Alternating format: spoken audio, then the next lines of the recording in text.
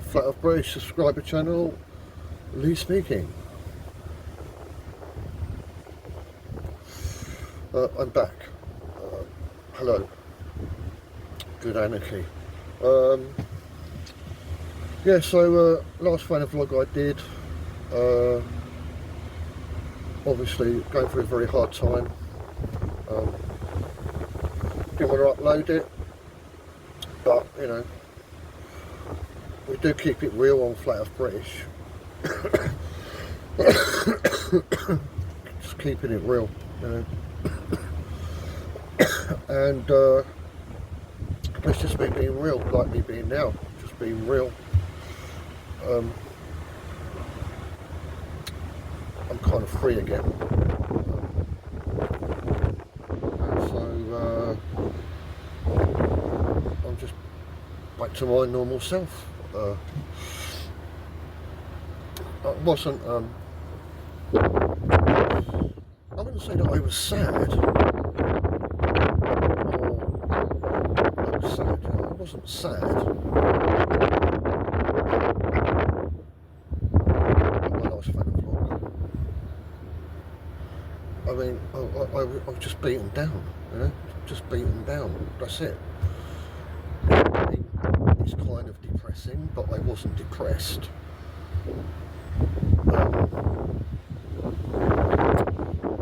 I was in misery, but I wasn't miserable. I was just struggling to be me. Because at that time, being me wasn't required or wanted. And it'd been going on for months, day in, day out, relentless. And yeah, that's kind of like what happens to you. And I didn't want to hide that from you. I didn't want to hide that from everyone. I just wanted to be real. That's me. I mean, you know, it'd be a bit fucking inappropriate, you know, if I was like dancing and singing and being all happy, you know, and like everything's fucking miserable. You know, just crazy. So yeah, I mean, you know, I'm alright in that everyone's fucking leaving me alone now in that respect, but I'm still me. I was me then, I'm me now. I mean, you know, it's just me. I don't have a character or image that I try to maintain or present to you that is disingenuous, that isn't me. I mean, obviously, in life, I do that. I'm disingenuous, you know. I pretend, I put on different characters as an employee for my work, you know. I put on a certain character. I act in a certain way. It just depends, you know. That's what you do in life. You just act all the fucking time. You're not true to yourself. And, you know, life demands that you not be yourself, that you not think for yourself, that you just replicate and conform, as you know. So anyway, so a recap, I suppose, on the last VanaVlog. I mean, I fucking sat for it myself. I mean, I watched it after I did it, and it was painful to watch, you know. So it is what it is. What can I say? But yeah, just a recap on that last VanaVlog.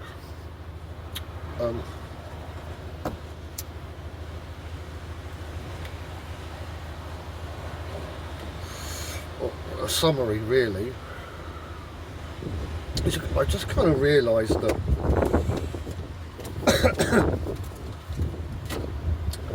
everybody's about 30 years old. You know, once you get to kind of like 7 years old, until the day you die, you fall into a category of a 30-year-old.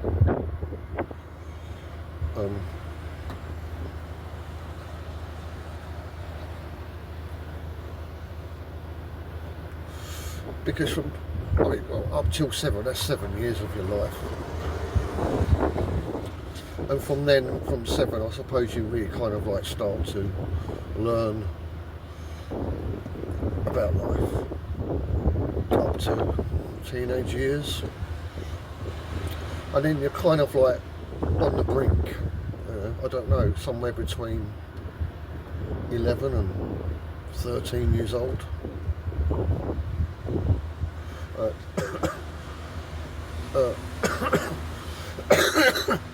You're on the brink of actually beginning your own life. And then, I don't know, 40 or something, I don't know, 40 years old, you just hit decline. And then you diminish. And so, you just kind of got about 30 years. And so, I go about my business, doing my job, and I watch people, different ethnicities, heights, sizes, ages. I just think, well, you're all kind of like you're all just all in your 30s, really. The kind of duration of living independently, or it's 30 years, that's about it. Your ambitions, dreams, etc. It's about 30 years, that's it. And by the time you get to kind of like the end of that 30 years, I suppose you're kind of like ready to make a difference. But at that point, you start to decline. And so it's like every, I don't know, was it every 30 years, every 100 years,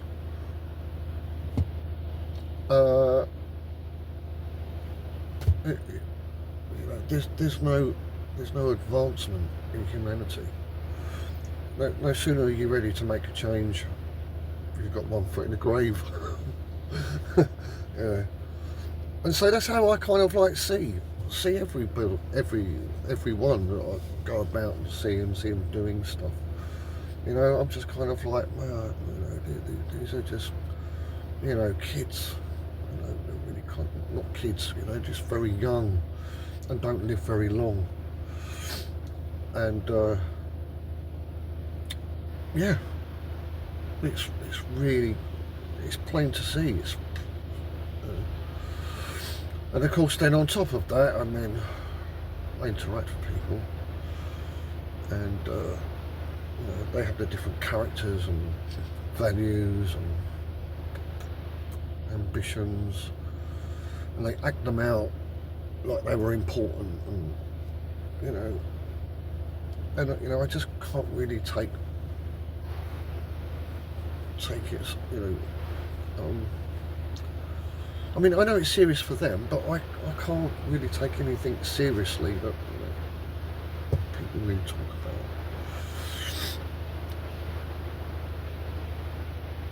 I mean, they've only got about 20 years experience, and half of that they weren't even teenagers.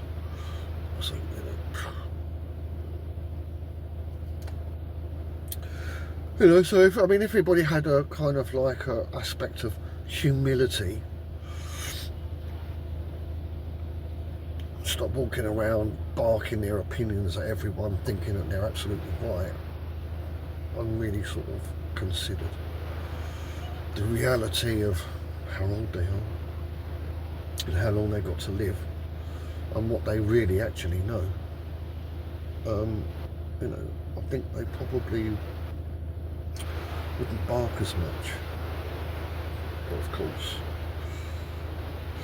I mean, sometimes I confuse people's confidence with arrogance, because they're so, what's the word, vehement, so passionate about their opinions. It just seems like arrogance sometimes. Like when people say to me, you know, do you have snot flat? We live on a globe. Don't you know that we live on a globe? Of course I know. I've heard it all before. I went to the school. I was educated as you were, and told we live on a spinning ball. Of course I know. What a stupid thing to say to me. Anyway, yeah. So in the last VanaVlog, and then I was talking about the ancients and how old were they? You know, these great thinkers or whatever. Just trying to think of some names. Pancreas? No, that's a fucking internal organ. Plato.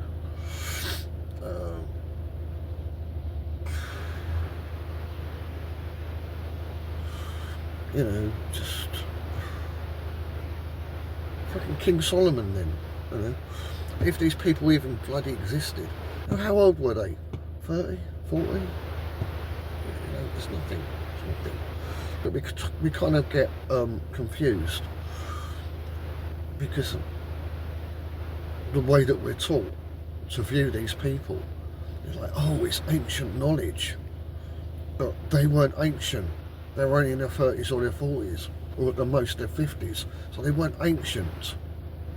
They was as old as we are today, but a long time ago.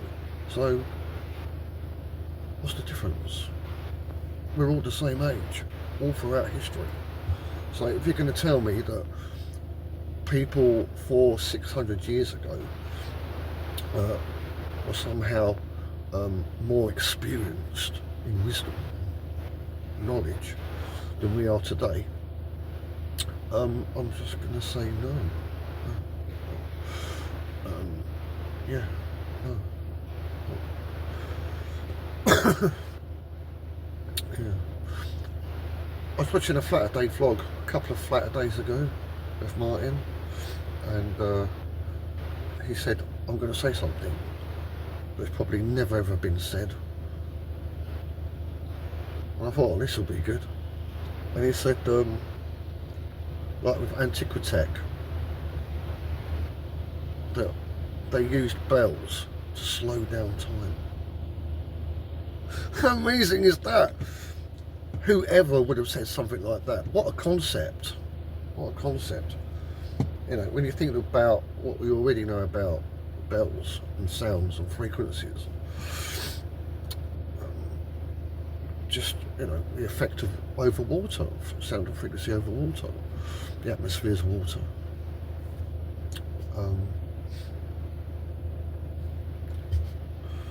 And even though, I mean, time doesn't exist, but let's just say time does exist. That time, you know, time is time and motion is not separate from water. It's not, you know, it's not separate. So yeah, I mean, you know, yeah, frequency, sound, vibration, can it affect time? Well, you can't have time without water, and it can affect water, so why can't it affect time? Absolutely fucking brilliant. Martin, fucking flat thumbs to infinity thrice. Oh, brilliant, brilliant. And then did that vlog about being in a womb, life being in a womb, and a womb, not a room, a womb, a vag.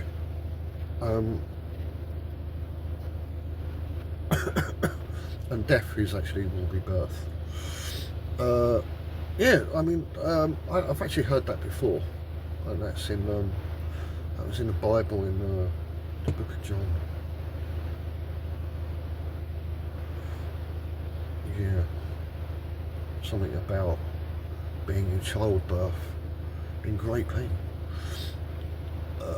and then after the birth, the breach, the birth, I mean, all the pain and misery is forgot, and there's great joy, kind of thing. Yeah, so I mean that's in the Bible, and well, maybe it's just a parallel with what Martin was saying. Yeah, but I don't want to go biblical or Christian or anything. If I've got any, so I'm just checking if I've got any work. At the moment, I don't have any work to do. That's why I'm doing a VanaVlog. It's great. Yep. Still nothing. A couple of things. A couple of things. Just things gone through my head. I haven't given it any great thought because I haven't had the time.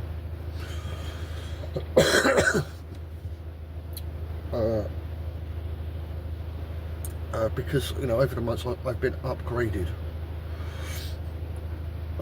in the world, this world. I've been upgraded.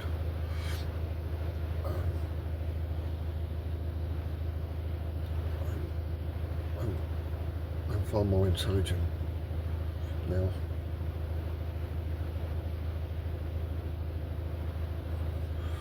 Anyway, so but these two things are not a reflection on that. So like the first thing, flat Earth. The argument about is the world, where's the curvature? And you've got the whole thing about the horizon. So if you're in a field and there's no buildings in front of you, the sky and the Earth, they kind of like meet together at the horizon. So the sky goes down and the ground goes up, and they meet a centre, that point. But I don't know, if you put if you obscured your vision so you couldn't see forward, and all you could see was kind of like an angle looking down, I mean, you can't see the sky. All you can see is the Earth. Or if you kind of looked up, you can see the sky, but you can't see the Earth. Did I say that right?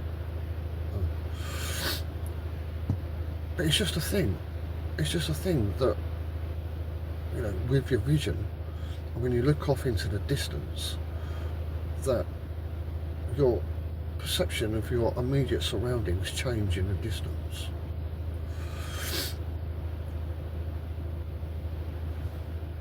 Yeah, and so I thought I would just take that a bit further. And so I thought, well,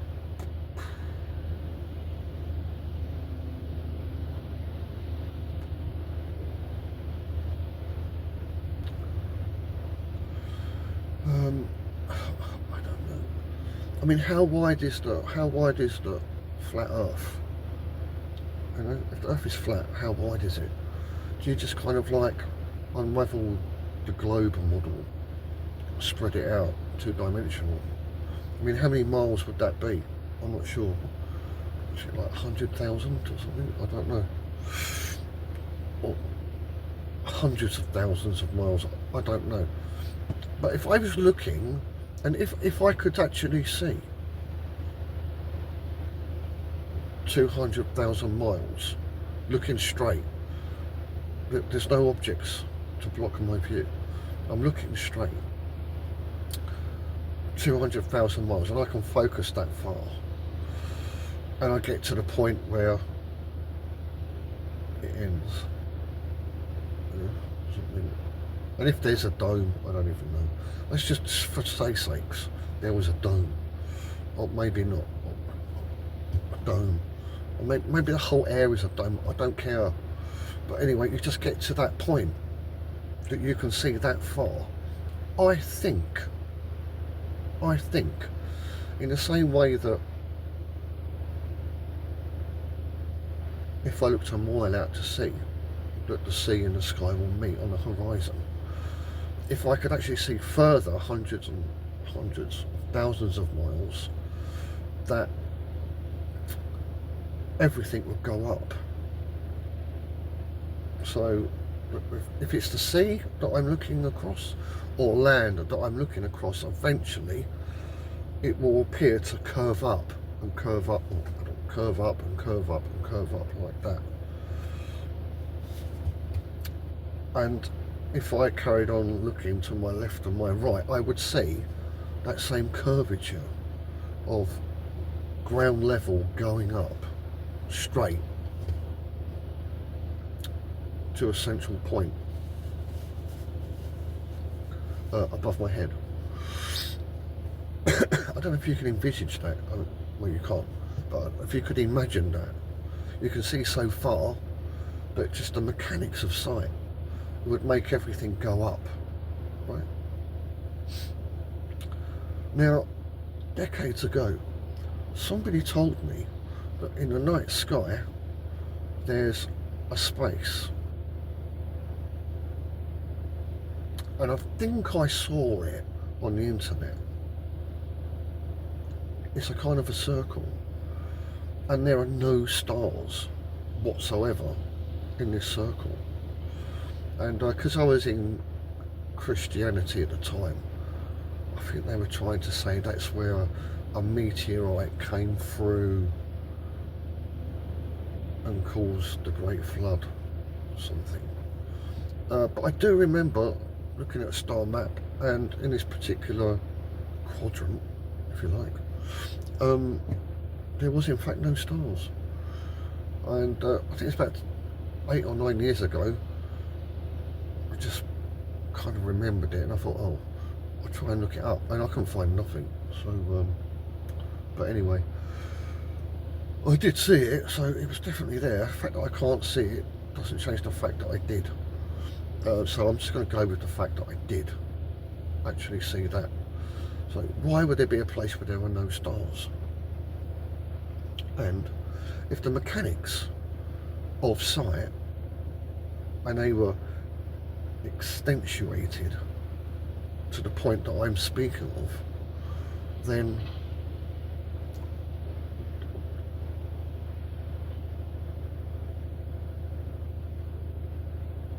everything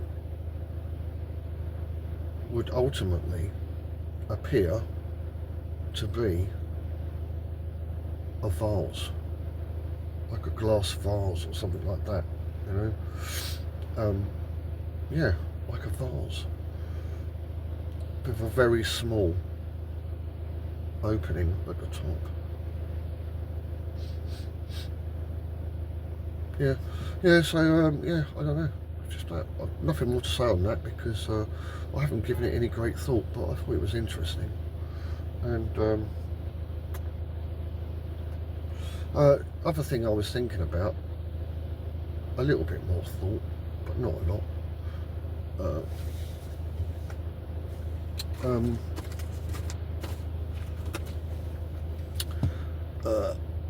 I was thinking about the catacombs.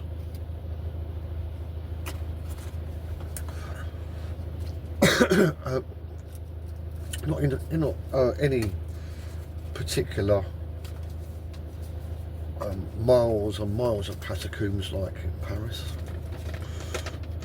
and they're only the ones that they've discovered, and they've got catacombs elsewhere across the earth.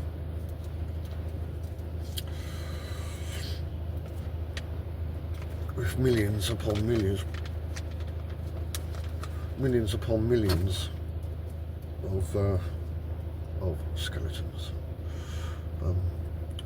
I'm not sure why they are dismembered and put into different spots exactly. It does kind of like go against a bit about, you know, what I'm going to say, but I'm still going to crack on anyway. Yeah, so if you follow Flat Earth British, we have said that, well, I mean, I've said it, I'm not sure if Martin said it, because we don't agree on everything.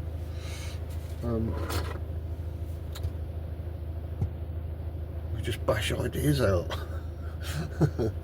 Or, you know, concepts come to us through research.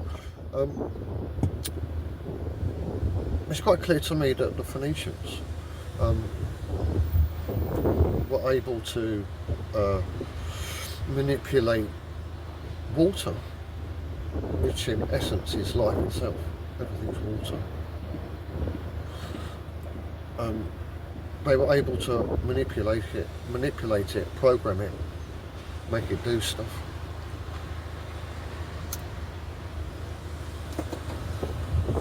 And I've uploaded vlogs and stuff on it before over the years, so I don't want to go through it all over again. I probably won't remember half of it anyway. But they definitely had the that technology to create food from water. And whenever you see like Phoenician statues, reliefs on antiquity buildings, they're covered in fucking veg and fruit and stuff, you know. It was the tech. And it definitely appears to me that what's lacking in fruit and vegetables today, that we can only get now from killing and eating animals, you know, that wasn't a problem back then. You know, whatever the things are that, you know, that we gain from being carnivores, that's the right word,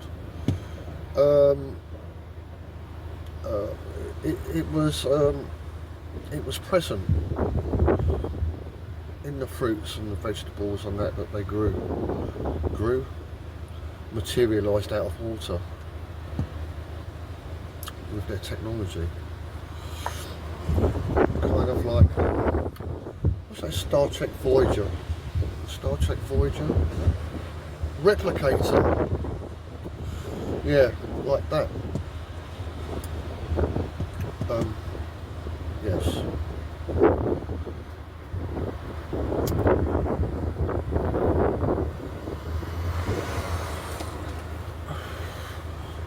You know, you can also see depictions of this, how can I say it?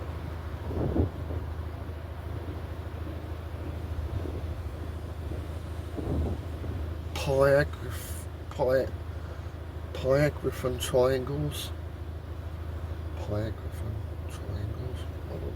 See if I can do it on here.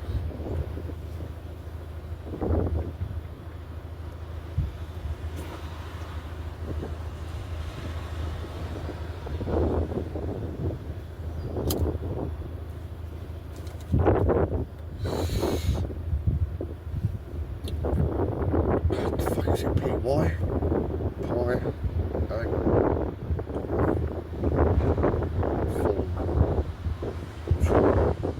Angles.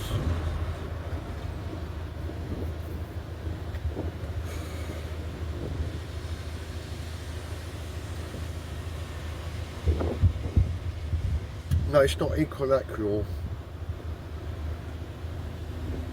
I don't. Pyagthinnon.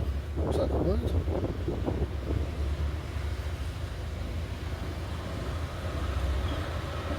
Sorry about this.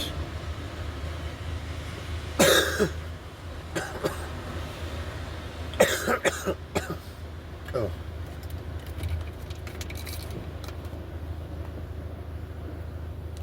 You kind of see them above old world building doors and windows. Sometimes they're triangles, sometimes they look like flat earth with a dome.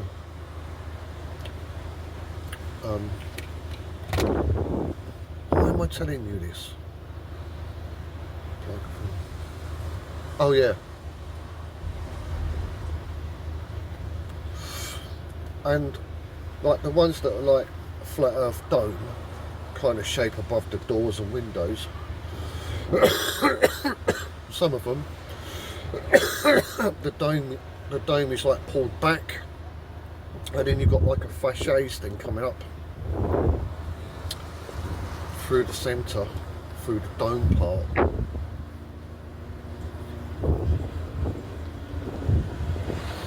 And sometimes on the facades part that goes up through the dome, you've got like fruits, vegetation on it. So, you know, it's just clues. It's just clues, you know, that's what they were up to. So,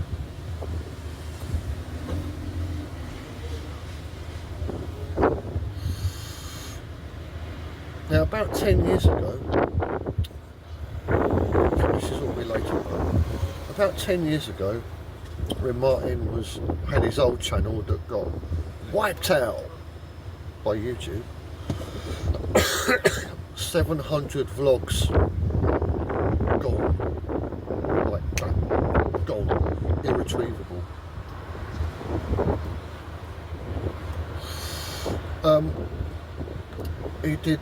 He went to that French site Gallica.fr, was going through old etchings and drawings, and one of them that I remember, or two of them I remember, I don't know what the time frame was, somewhere between the 1400s and 1600s. The two things. One, everyone's walking around in ruins, looks like it's just been a mud flood, and they're all walking around with very, very long sticks, like a walking stick, but 2-3 times longer. And the reason they were doing that is because as they're walking along, they don't know how solidified the mud was. You know, it could have been like quicksand to them. So as they're walking around, they're always prodding these sticks in front of them, so they didn't just, you know, get baptised in mud and die. That was one thing. But the thing that I do remember that's relative to what I'm talking about is there's one depiction of, they look like nuns. I'm not sure they were nuns, and I'm pretty sure it was in Russia. And so I think there was a grave dug. I'm not sure if there was a grave or not, but there was one of those wooden, it's like a crucifix with a little roof on the top. It's only about that high, something like that, above the ground. And so you had a dead body, and they were throwing like bird seeds and bread all over the place, all around the body, all on top of the body. And then in this picture, this etching, or whatever you call it, there were like birds above, flying about. So basically, and there was a couple of other pictures as well, and the point of doing that is so that the birds, and of course if there was wildlife, I don't know, maybe just birds can do it themselves, I've got no idea, would actually eat all of the flesh, all of the organs off of the dead carcass. Right. What do you call a dead body? Because a cadaver, is it that? Until it was just basically a skeleton, and then at that point they would bury it.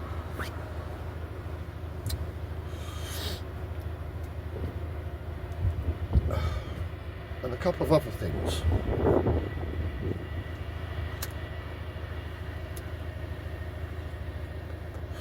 One of my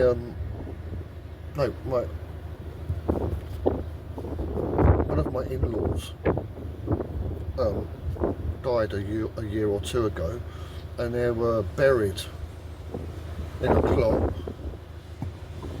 where their parents or whatever were buried, and when they dug out the plot to put this guy,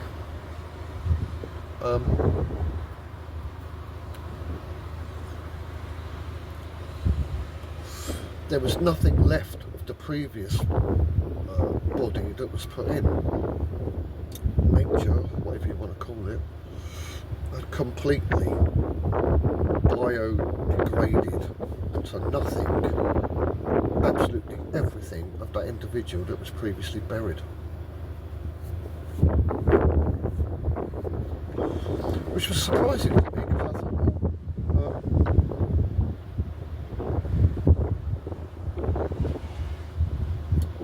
thought, still no work, great. Which was surprising to me, because I thought, there was nothing left whatsoever. So then how comes in catacombs,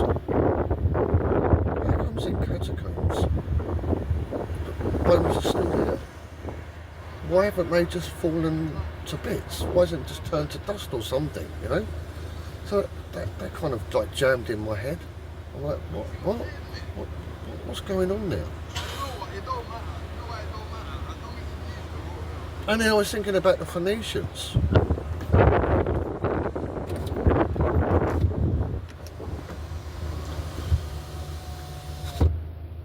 And other depictions that Martin showed us from Gallica back in his old channel,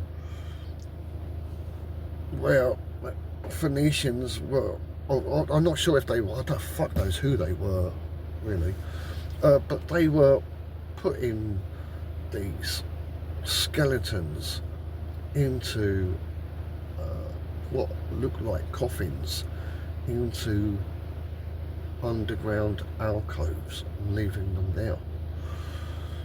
And then at the time I think Martin said something about it might have to do with regeneration or something like that. It's just too long ago now. This is like 9 years ago. But just a passing comment, like the passing comment he made a couple of weeks ago about fucking bells changing time. Just fucking come out with it. You just fucking come out with that 9 odd years ago. And I'm like, oh, is that it? Is that it? You know,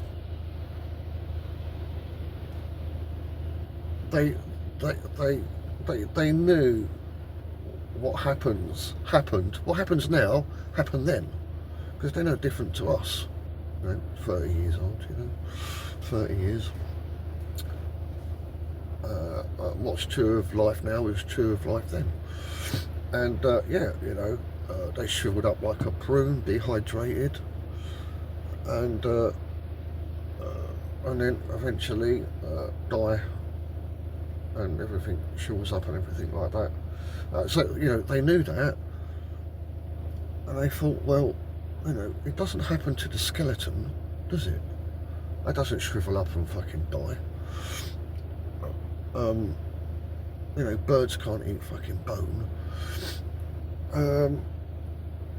And they had the technology. I mean, I know that I said that they could create food out of water, but, you know, could they create flesh out of water as well? So, was it that? And the same with all of these catacombs. Because obviously they were pre-mud flood. Why am I going to? Why is obviously it was pre-mud flood? It's obviously pre-mud flood because it's underground. These catacombs would have been above ground, obviously. So, what I think, what they were doing, is they knew what was going to happen in the long term, or in the short term, however however early it was that they knew that the disaster was going to happen, they thought, well, okay, well then what we're going to do is we're going to strip ourselves down to the bone, yeah, store us away in a place away from the elements, somewhere dry, somewhere, you know, the creepy crawlies can't get in, stuff like that. Preserve the bones, and then perhaps after a mud flood, perhaps at a later date, yeah, with water, we'll just regenerate our flesh, organs and everything else around the skeletons. Yeah? Why not? Why not? You want to live forever, you know, you get to a certain age and your bones are healthy or whatever, and you know from that point onwards that you're just going to start degrading, you know, they kill themselves so then they can come back at a later date.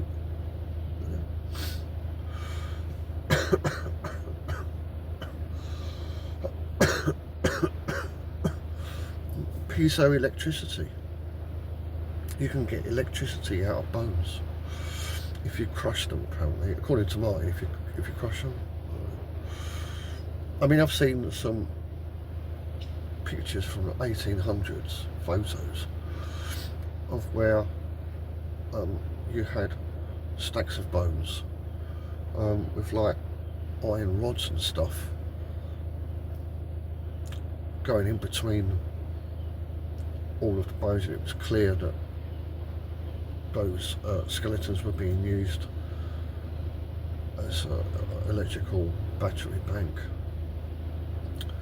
So I suppose the point is that if you have a skeleton dormant in a dry place, there is electricity in it. So it's definitely a thing.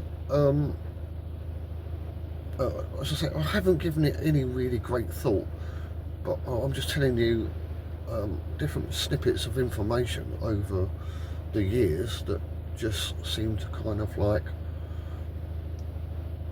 pull together to create a picture. I thought it's worth mentioning.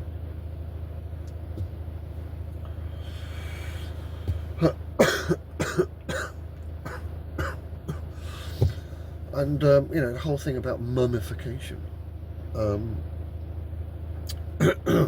categorised that in it with it somewhere, but again, I haven't given it any thought. But there's obviously something there, isn't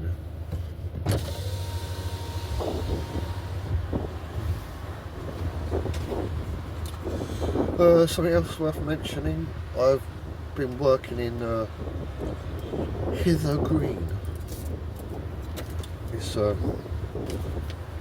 in London, and the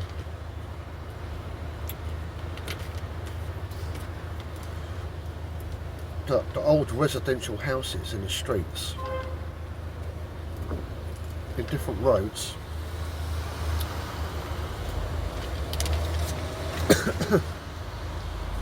like terrace of houses. I don't know what they originally were, but they're definitely houses now. People live in them.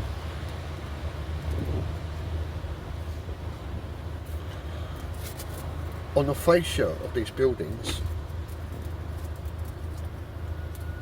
some of them above the doors, they've got pictures of, they've got reliefs of Phoenicians.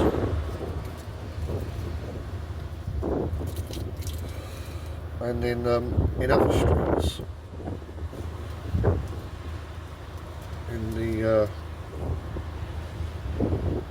what's that word again? Pyagthinnon triangles. They've got symbols. They look a little bit like sigils.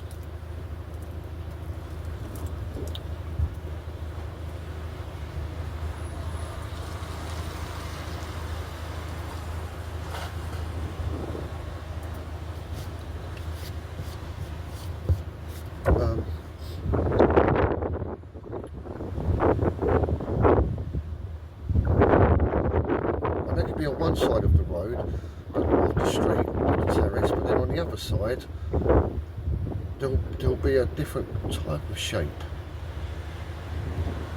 And I just kind of like, it's like,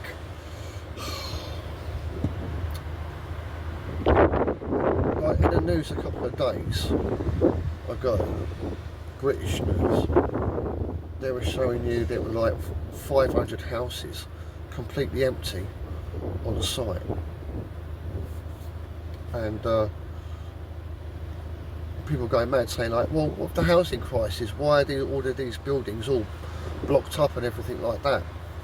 And then it transpires that it was an old army base, and the base is no longer in use, and so all of the houses are just boarded up and left to rack and ruin, or just rot, decay, fall apart.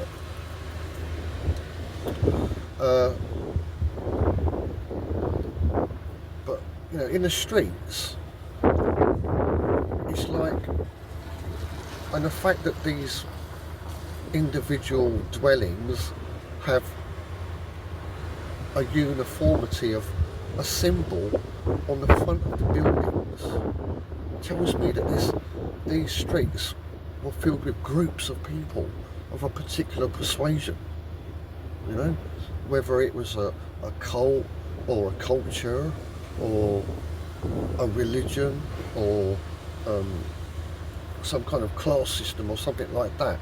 That's definitely going on with those buildings that were, I mean, I'm talking buildings that were allegedly built before 1900.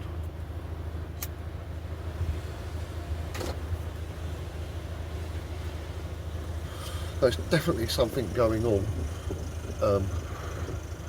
in regards to that in a not too distant past.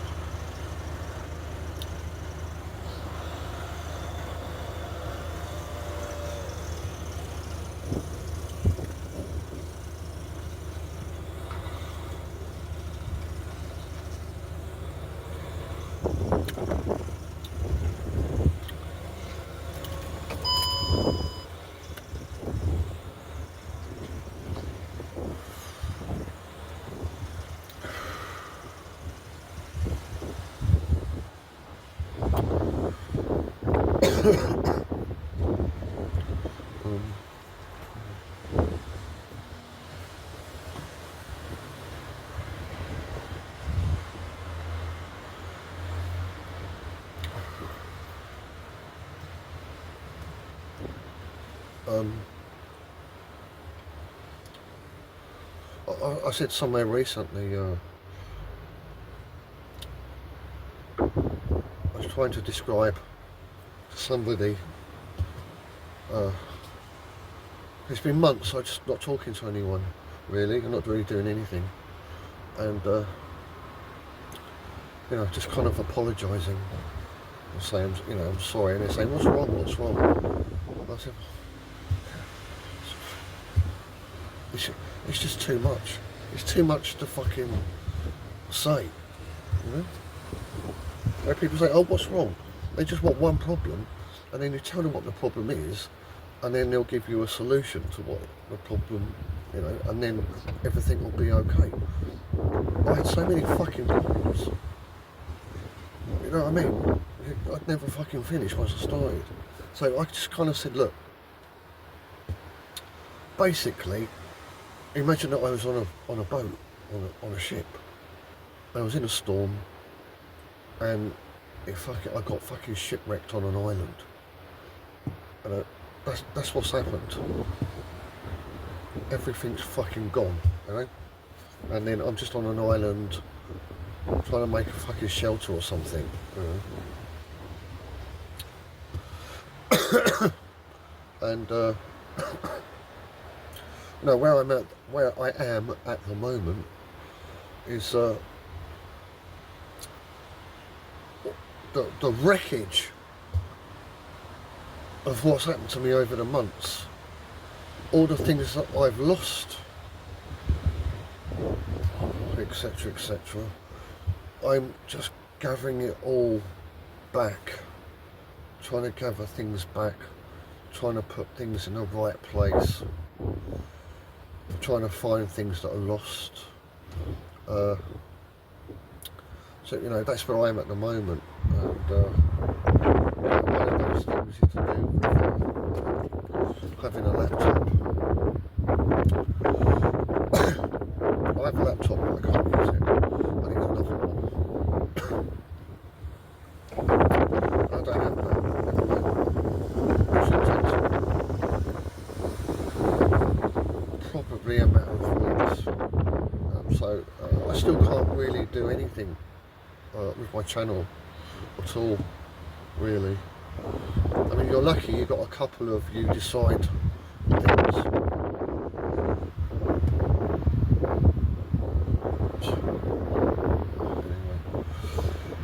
Yeah.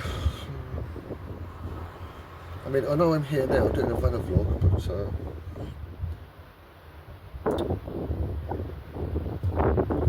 this tablet is my work tablet. I can't use it for my own personal stuff. They can hack into it at any time and look at what I'm doing. They can remotely access it. And so I don't want them knowing anything about Flat British and me. So I can't use that.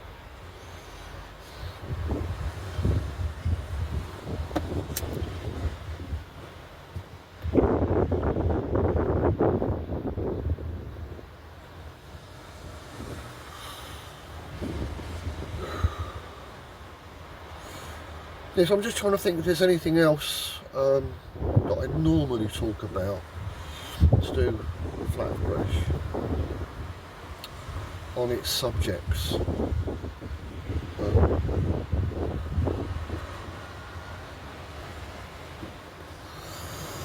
There's something along the lines of, because Martin's been talking about people living underground.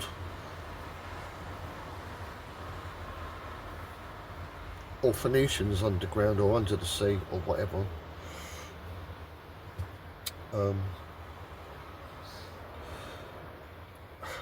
And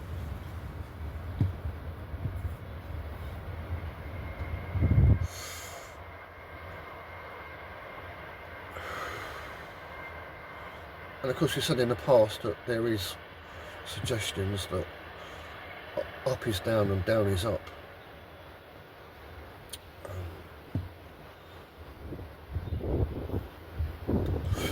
And I was just thinking about the mud flood, and I do think of it in terms of it being a disaster, but that doesn't mean that the intent in the beginning was a good one, that they did want to create mud flood, and that's exactly what happened, but it didn't work out how they wanted.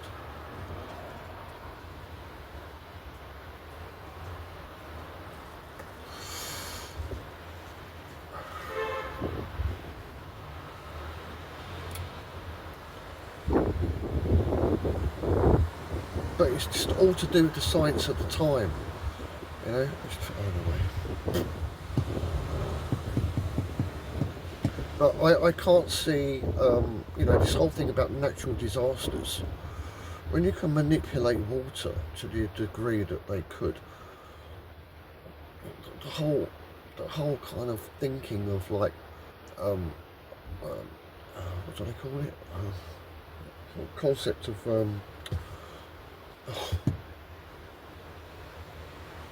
the laws of nature, they don't apply. The laws of nature that we have today is a residue, or what's that other word? Byproduct of the science that they had at the time. The laws of nature were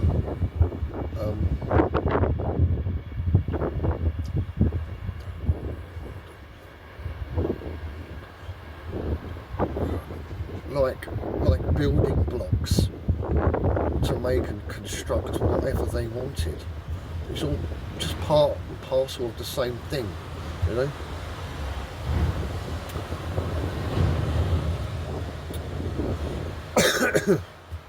So I do believe, did I really say that word? So I still reserve the consideration that they did do it on purpose.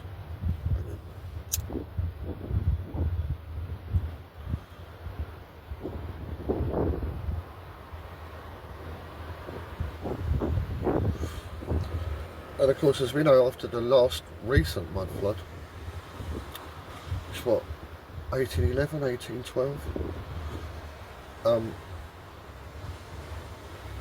when they suddenly appeared back on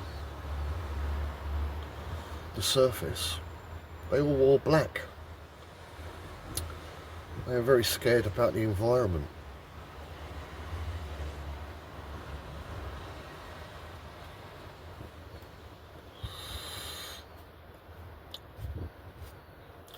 Apparently, the deepest borehole on Earth is only 12 miles. Apparently the Russians went 12 miles, that's it.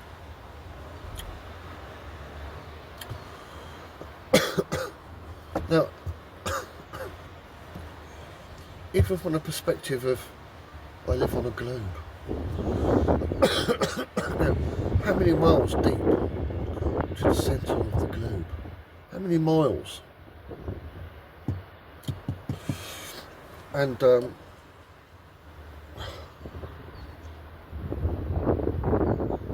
don't believe in a globe,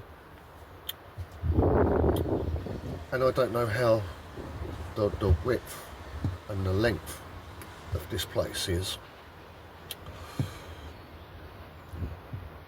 but as long as it is, and as wide as it is, and if both being equal, what's the depth?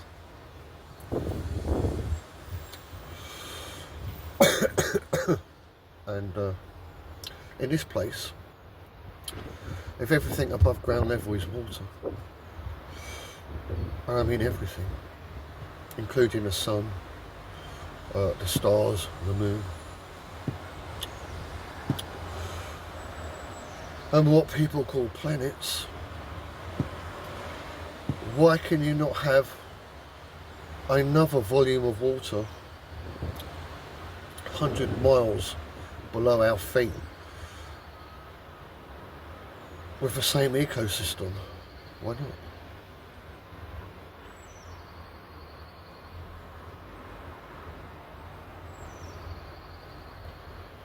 So what Martin says, it's not unfeasible,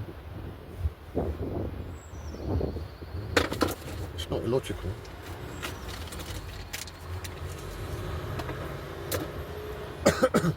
It's just the scale of it is incomprehensible. But another thing that's occurred to me recently, well, I thought about it before, but I thought about it again recently, it's just the scale of humanity compared to our known world. If I have a forest and it's a mile square, and I'm in that square somewhere, and then you've got to come and find me, how long will it take you to find me?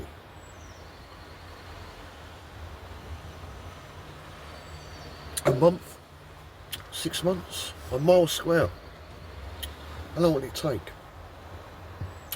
If you take a friend, if you take 100 people with you, how long will it take?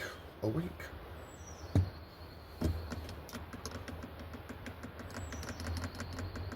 The thing is,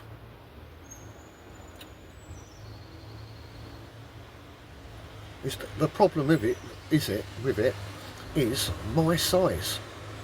I'm very small in a square mile, very small. And if you think about the known world and how many square miles that is, and then you put me in a put me somewhere in it. And I'm tiny in a square mile, and you've got hundreds of thousands of square miles. Do you see how tiny I am compared to everything else? I'm very tiny. I'm probably, with relativity, I'm probably smaller than a single cell or an atom. I'm smaller by scale, by life on Earth.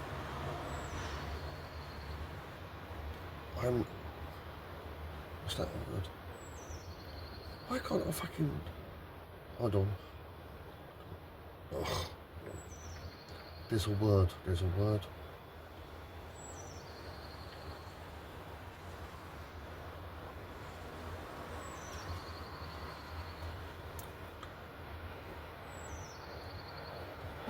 Infinitesimal.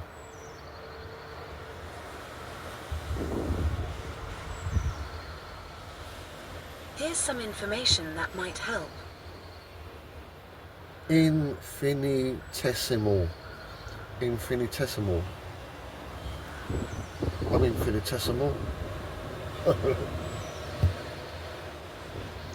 I mean infinitesimal. Infinitesimal. Is that right? I'm just so small.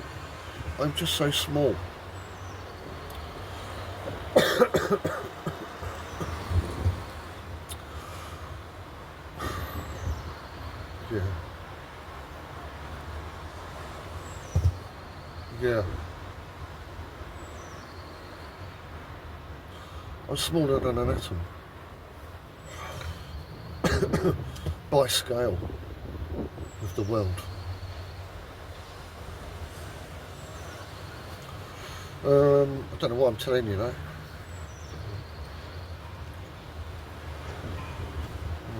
Oh, still got no work, excuse me.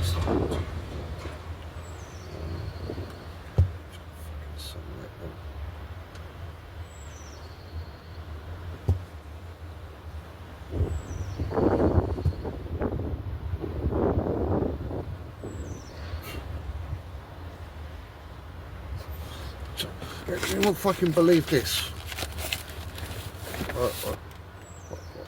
I went on a course.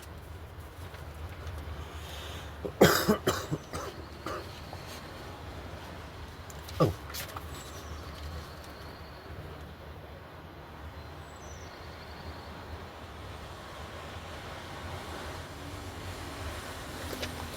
So,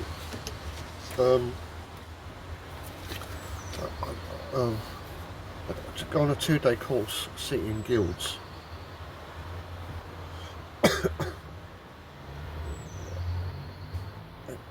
People that are like, they got like diplomas, molecular structures, chemistry,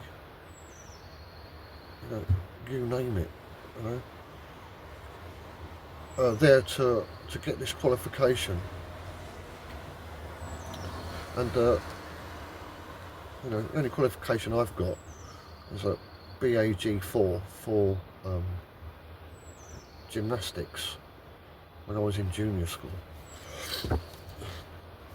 So like going through a course like this is like some of it, kind of stuff, and so we're sitting there, we're having to read through all these things and learn all of this stuff, and so it's going through this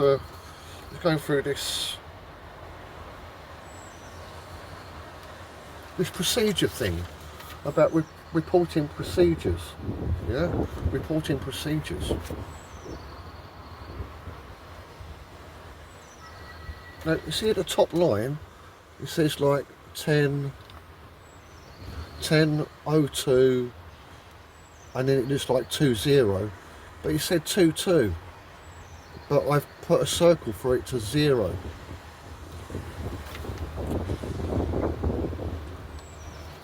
And then the reason being, down here, complete, 20. Now, at the top, those numbers 10 to 22, it's a report, and then they have to give, it's when a report come out, and then you've got a process, and then you've got the answers, the reaction, the solution, and that's this section here, but it's dated 2020. So the report comes out in 2022, yeah, and then the result comes back in 2020. How's that possible? So today I file a report, say, oh, there's a problem, my arse itches, yeah, and then, you know, I wait for a report to come back, and it comes back 2 years ago. Now, this is a fucking City and Guilds scientific fucking bollocks, what the fuck ever, and this course has been running for years.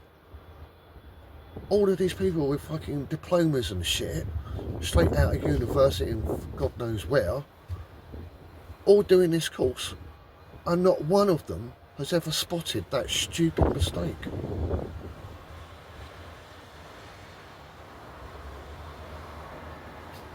You know, it's fucking mental. Years. Highly intelligent people.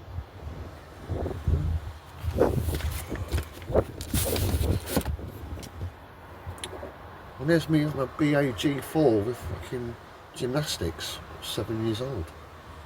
Qualification. I was going to do BAG3, but I failed.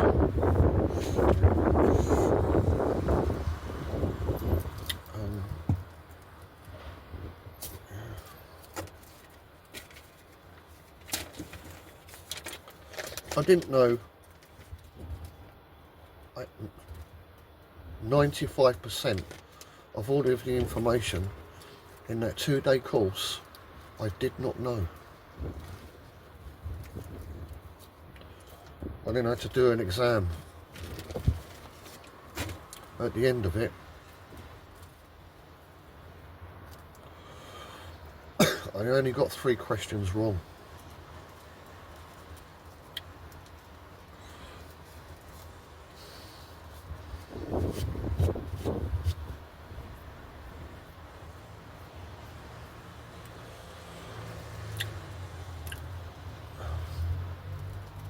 My point being that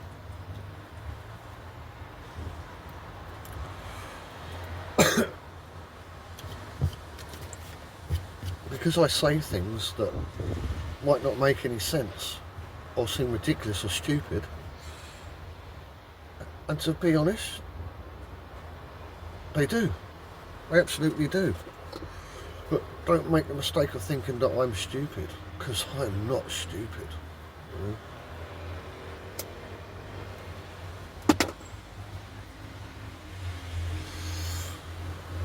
I do stupid things, as does everybody, but I'm not stupid.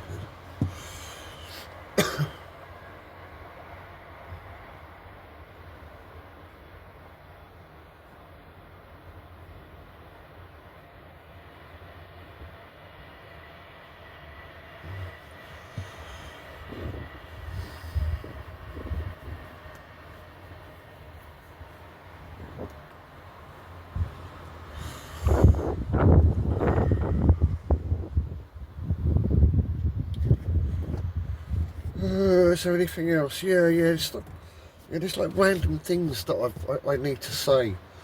There's things that happen in my life, just occurrences. That seem unimportant, but they stick in my head. I don't know why. Sometimes they come back up, situations occur, and they seem to apply. One, that I can remember right now. It's a transliteration, it's not a translation. And so it's from Turkish into English. And so when I say it, I'm transliterating it, so it doesn't make any sense. But then I'll translate it afterwards. So, transliteration is, as soon as you are able, when it comes to money or anything, you have to ram that stick into the ground or the stream as early as possible, and then later everything will form around it. So that's a transliteration from the Turkish, but the translation is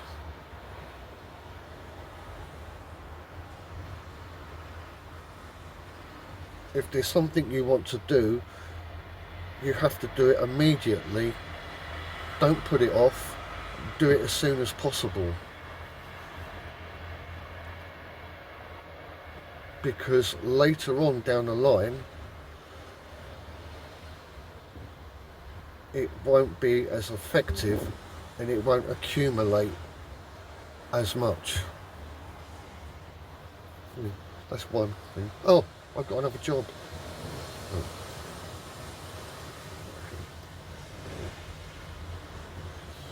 Let's check that.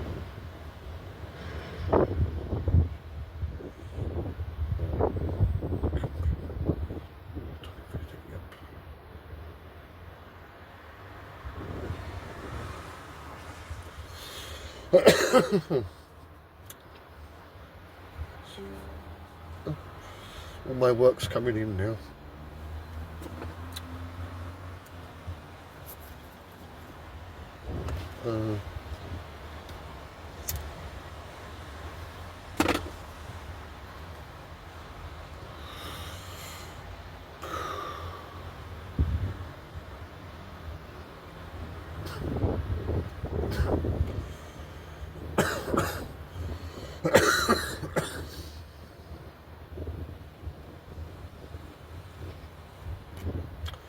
Oh, it's crashed. Great.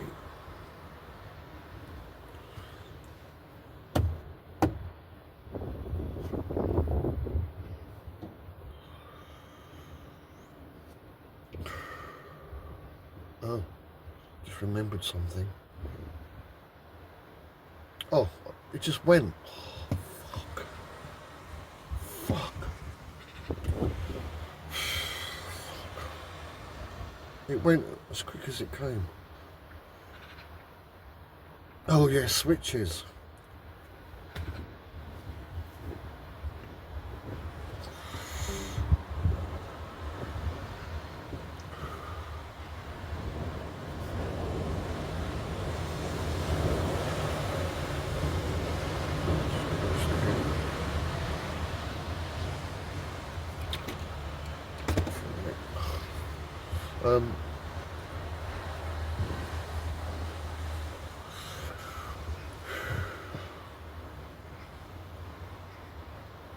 So obviously my perception of people have changed dramatically, as also my perception of myself,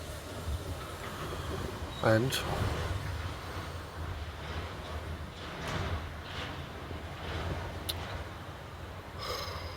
feelings of obligation to one and all.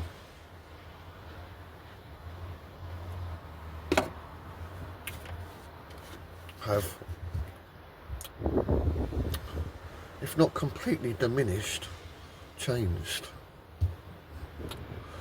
And so have my reactions and interactions with people changed considerably.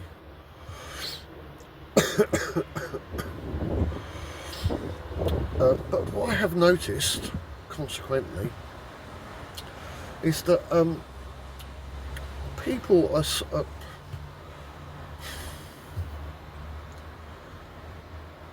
they're a switch. You know those ballpoint switches, like an old, if you think of like a old nuclear reactor in Russia, you know, and they've got those switches go like that, you know, only they're red, like a peg with a ball.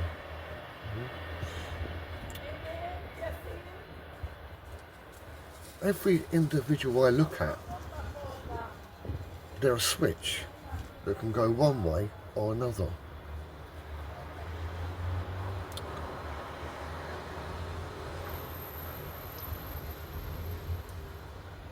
The best way to visualise that is if somebody is in a good mood or a bad mood. They switch to a good mood or they switch to a bad mood. You know, that's one way. It's not what I'm talking about. That's like a splinter of a person. I'd say they were a bank of switches.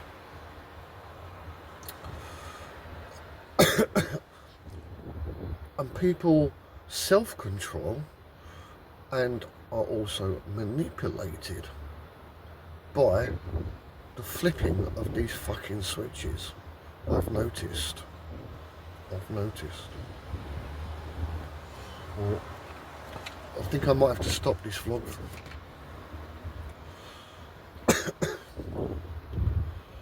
I am a slave after all. I have to obey.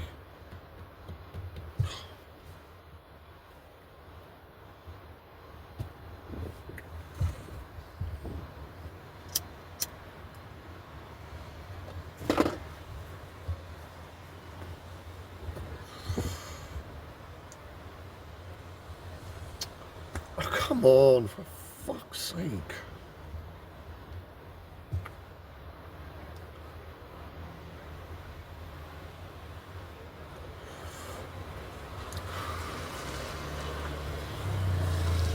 I've been waiting a week to do this vlog.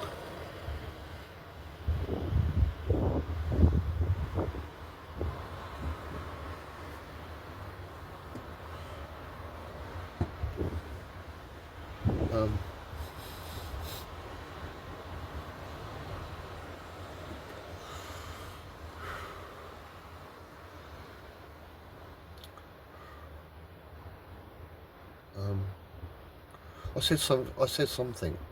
I repeated something to somebody recently that I heard about 20 years ago.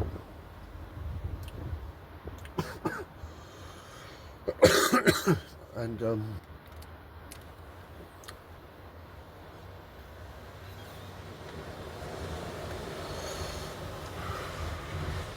you remember? Well, you wouldn't. But you know of biplanes. So they're like old planes with 4 wings. Well, front wings, 4 of them. And people used to stand on top of them and dance and shit. They weren't very powerful. They couldn't go very fast. And also, they couldn't climb very high because the engine just isn't strong enough. So what they used to do,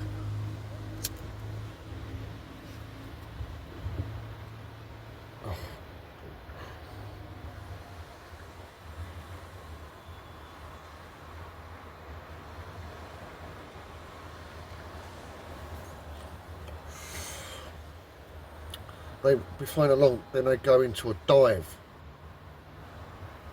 And when they go into a dive, their speed increases 4 or 5 times faster than it can fly. And they do that, and then they pull up. They've still got the speed, and then they can climb up fast as well.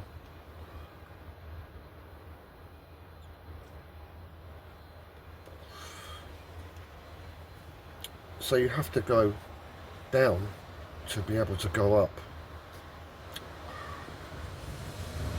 And I was talking to this person because they had a bad past, very bad, and they're trying to recover from that in their adult life kind of thing.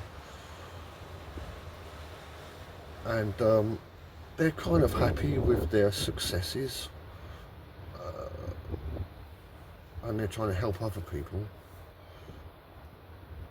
And I said, well, that's what's happening with you. You've gone so far down, and now you've pulled up. You're so fast now that you can go so high and so far in such a short period of time.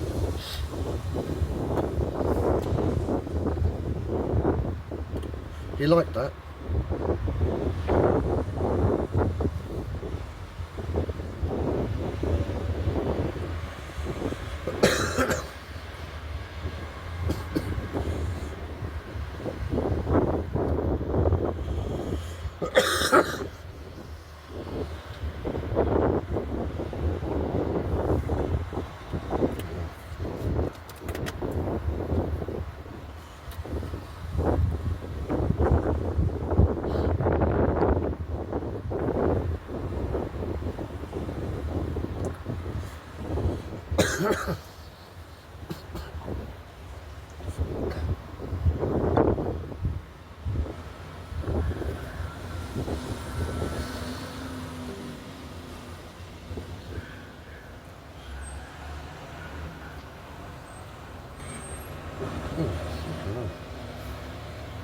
Yeah, I've got loads of work come down now.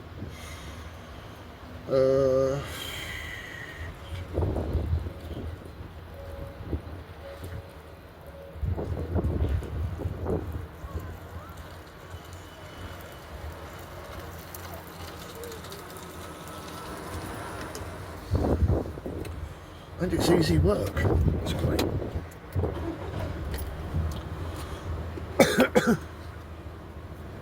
Okay, I'm going to have to stop now. I don't know if I'm going to carry on or this is the end.